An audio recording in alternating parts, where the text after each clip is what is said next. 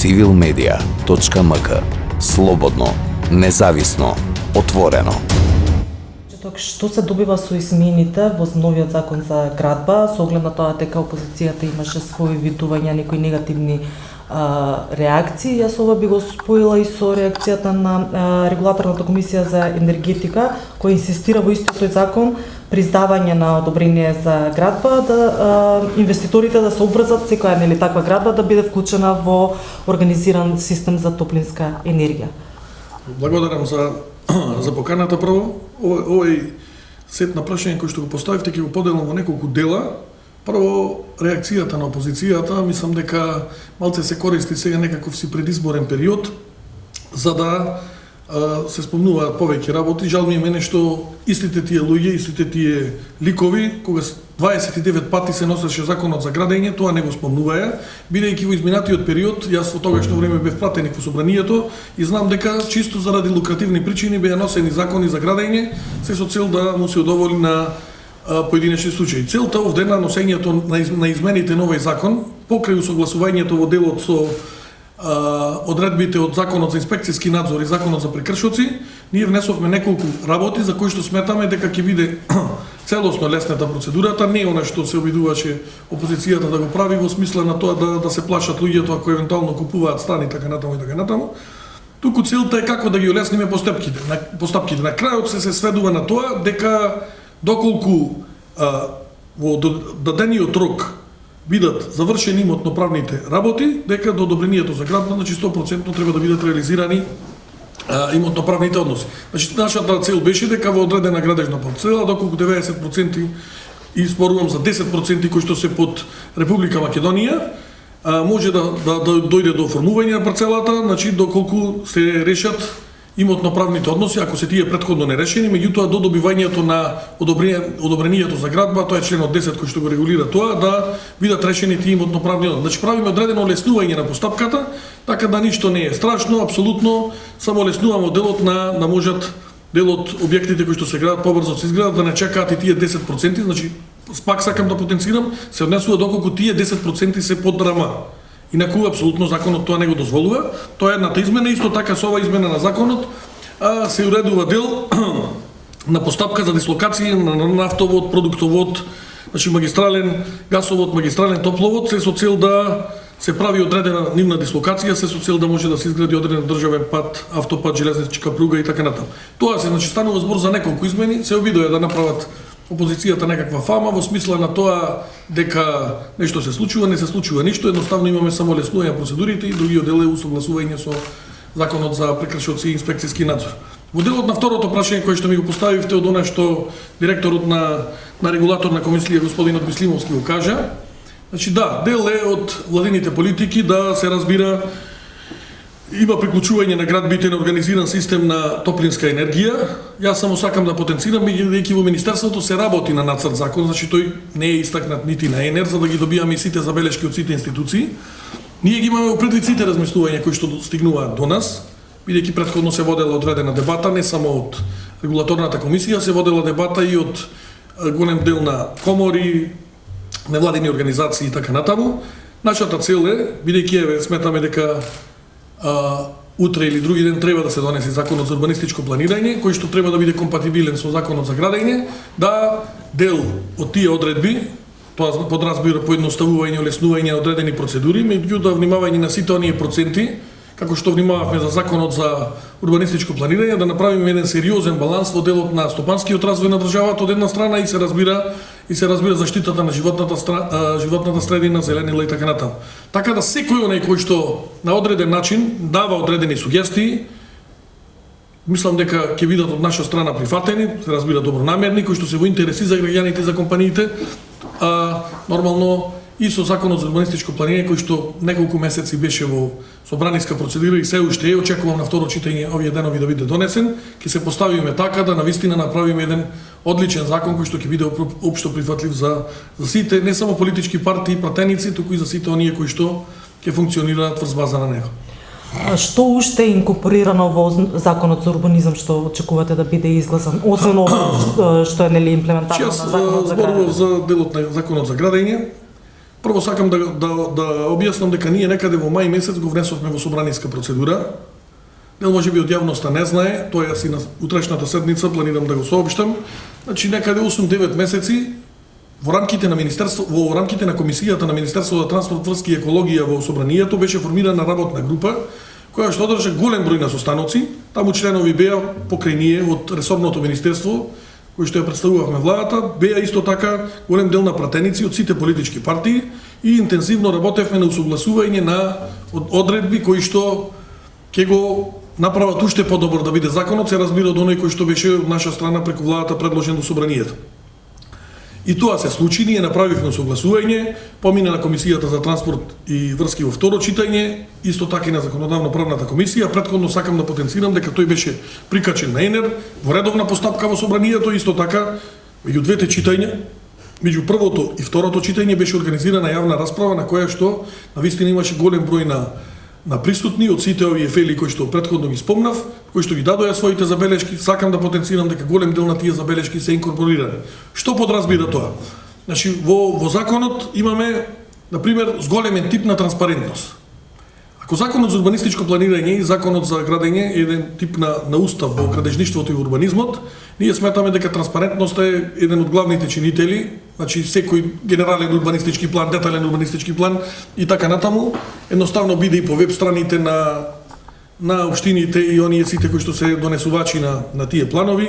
Што е многу битно, тоа е делот на инклузивност во процесот. Значи инклузивност имаме на тоа што голем дел на членови на граѓаните поточно ќе учествуваат во делот на локалната заедница. Организираме, значи, стручна расправа, организираме јавна расправа со јавна презентација.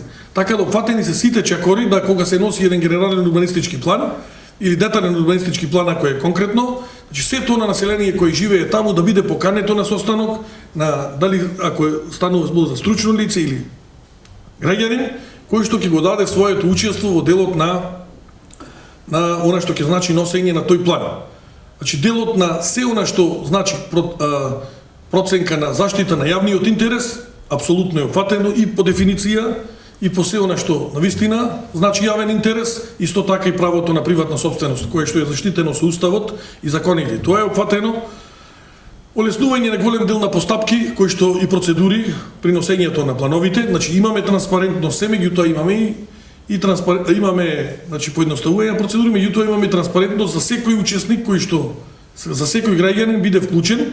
Граѓаните во тоа партиципативно тело кое што ќе ги разгледува тие планови, даваат своји представници, како што даваат се разбира и од стручната, дали станува од стручната фела, дали станува збор за заштитата на животната средина, дали станува збор за делот на култура, станува збор за уште некој друг јавен интерес, значи сето тоа е опфатено.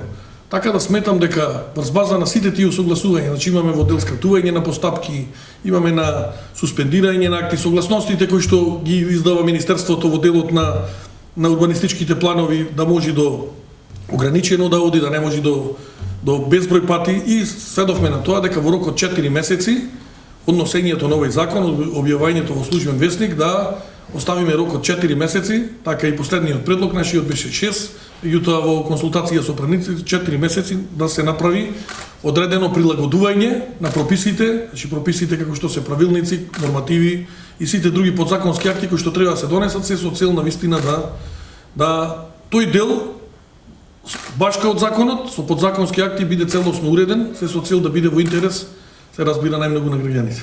Дали ова ќе помогне во борбата против урбаната мафија, односно во оној дел во градбите и се она што не видите, ние работевме на тоа, да навистина затоа и потенцира важноста на овие закони. Мене ми беше намерата таква во овој мандат да се донесе и законот за градење, меѓутоа знаете ради објективни причини ќе има парламентарни избори во месец април и наку согласно мандатот кој што го имаше ова влада, планирано беше некаде таму до септември-октомври биде донесен и другиот закон за градење. Сега работиме на нацрт, знаете дека собранието нема да работи од 11 и 12 февруар натаму, така да веројатно за после изборите ќе остани да и тој закон биде компатибилно со овој и на тој начин ова што вие го поставувате како прашање да навистина спречиме дивење, да спречиме насилие, да спречиме урбанистички хаос кој што со години назад и се случувал на државата. Мислам дека овие закони се најдобрата можна основа за понатаму преку подзаконски акти успееме да ги донесеме овие работи. До крајот на февруари истекува рокот и за спроведување на препораките на УНЕСКО за заштита на природните богатства на Охридскиот регион. Одговори ли Министерството за транспорт и врски во рамки на своите надлежности на тие препораки и кои се кочниците, значи што е спорно во целата процедура? Че видите, согласно на нашето учество во работната група во комитетот кој што е од владата, мислам дека дадовме свој придонес. Се работеше интензивно во делот и со општините, на соработка со општините Охрид и Струга. Сметам дека од мерките кои што тие ги донесоа, тоа беа мораториуми на делот на носењето на урбанистички планови, делот на легализација и така натаму, беше во целост проведен. Видете, станува збор за нешто за кое што некои 40-50 години не е постапувано. И сега како да се очекува сега во неколку месеци сите проблеми да се решат. Се работи на тоа. И јас сметам и оптимиста сум дека во наредниот период сите оние препораки кои што ги даде УНЕСКО во голема мера ќе бидат реализирани. Значи, во изминатиот период сме одржали голем број на состаноци со државниот градежен инспекторат, кој што по дефолт е надлежен за објекти од прва категорија, кој што треба да си превземе одредени мерки во Охридско-Струшкиот регион. Исто така општината да си постапи во делот и на уривање на градбите, меѓутоа на сите оние препораки кои што треба да се направат, така да сметам дека она што ќе значи позитивна препорака од УНЕСКО ќе се случи, ние нема да го изгубиме статус, јас барем така убеден, по она што се прави, редовно се прави ќе извештаи за сите превземени мерки од страна на општините, ресорното министерство, владата, така да сметам дека во наредниот период уште повеќе ќе подобриме климата во делот на да не се помисли да се одземе статусот на УНЕСКО на Охрид. Колку сте задоволни од она што беше ветено како капитални инвестиции во рамки на Министерството на транспорт и врски до она што до овој момент е остварено? Сега ќе одговорам вака. Прво, сум многу задоволен што Министерството за финансии извади една одредена алатка за да се види точно кој е колку министерство, државен орган, дали станува збор за дирекција и така на агенција и така натаму реализира. Бројките се неумолливи. 86% има реализација Министерството за транспорт и врски во делот на капитални инвестиции. Ако ги гледаме по ставки, ќе видиме дека ставката за социјални станови е реализирана 100%. Ставката за гасификација е исклучително важен дел е 94%. Ако ја гледаме незината техничка реализација, таа и некаде 125-130%, меѓутоа дел од авансираните средства се користат и е без последната 12-та ситуација, тоа е за месец декември кој што сега треба да дојде. Така да сум исклучително задоволен. Исто во делот на железници, посебно во третиот и четвртиот квартал, кај што имаме зголемена динамика на работа на пругата Куманово-Белјаковци и делот на она што значи одредено модернизирање, санирање одредени пруги. Исто така посебно сакам да ги спомнам големиот број на проекти кои што ги имаме, а тоа се водоводите и канализациите. Значи сметам дека во изминативе година и пол, како што не знам дали некогаш воопшто се случило, имаме извореден број на проекти кои што ги реализираме со општините заедно. Ова го прави Министерството, се со цел да оној процент кој што беше во 2016-2017 година многу минимален, посебно на канализации, се зголеми и тоа ние го правиме. И ако ја видите ситуацијата на терен, бројот на проекти, ќе видите дека навистина се работи интензивно. Сега сакам да најавам дека утре заедно со премиерот сум во Избегово. Од четврток ќе се работи на делот на отпочнува патот од Крива Паланка до Баир. Интензивно се работи на канализацијата во Рачиново и таму планирам да направам увид. Значи голем дел на проекти кои што ги има ни сите општини, опфатено Министерството, ние интензивно продолжуваме. Планот за јавни набавки е направен. Согласно тој план, без разлика што во април месец ќе има избори, јас очекувам дека динамиката нема да застане, напротив, ќе се itera соодветно како што е планирано. Civilmedia.mk. Слободно, независно, отворено.